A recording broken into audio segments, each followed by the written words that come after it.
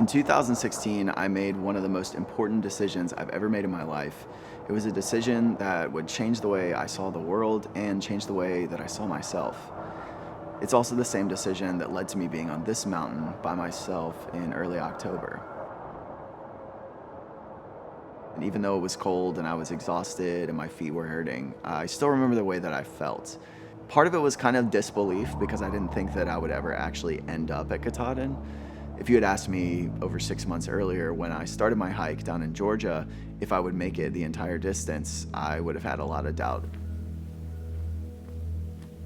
When I think back to how I was at that time, I had really gotten to a place where I was very out of touch with myself. I was out of touch with what I wanted out of life. My sense of confidence had kind of faded. I didn't feel engaged with my work.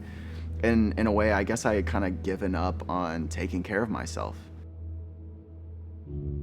I didn't have the experience, I didn't have the equipment, but there was something inside of me that was like, I know I want to do this. I know that I want to participate in what these people are telling me their stories about because I know something needs to change in my life rather than just doing kind of whatever I thought everyone else expected of me. I mean, I've never gotten rained on quite so much. I've never been so wet. I've never had feet that have been so swollen.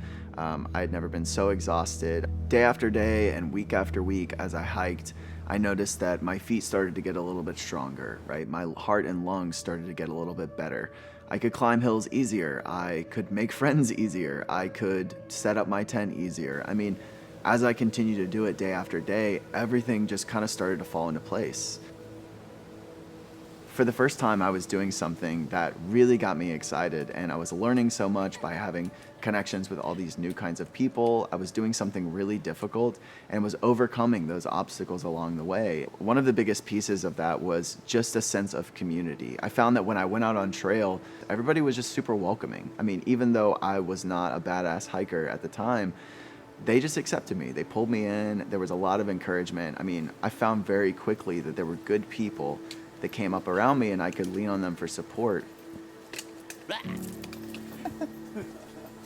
After I had hiked for a few months, I felt like I finally had power over that little voice in my head that told me that I wasn't gonna make it. Like I couldn't accomplish my goal.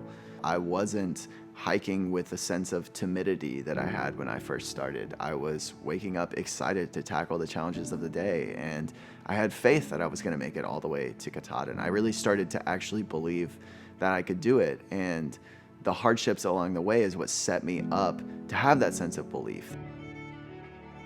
All of a sudden, I became obsessed with this idea of going to new places and meeting new people because I realized that when I step out of my comfort zone, that's when things start to change. I've had so many other experiences that I'm confident would not have happened had I not been willing to do the thing that I was absolutely terrified of, which was attempt something that seemed way beyond me at the time. That really is how it works. It's baby steps, doing the difficult thing day after day. And then you look back and you realize that things are totally different, that instead of being shy and timid towards the world, that you actually step into it with confidence and that you're excited about the possibility of taking on new challenges.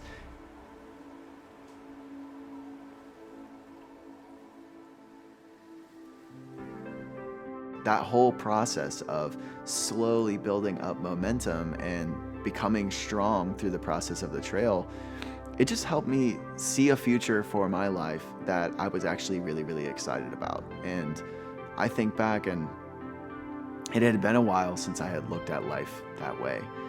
If you're like me, I think a lot of times we operate from a place of fear and we don't say what we actually want to say or go where we actually want to go or attempt the things we actually want to give a try because we're scared that they might not work out, or we're scared that we might not deserve it, or we're scared that we'll fail. But I can look back at that moment when I decided, and I'm so thankful to my former self that I made that mental commitment that I was going to step into something new, because none of that would have happened had I stayed right where I was at, had I been content with not doing the difficult thing, not challenging myself, and not stepping out into the world to see what it could teach me.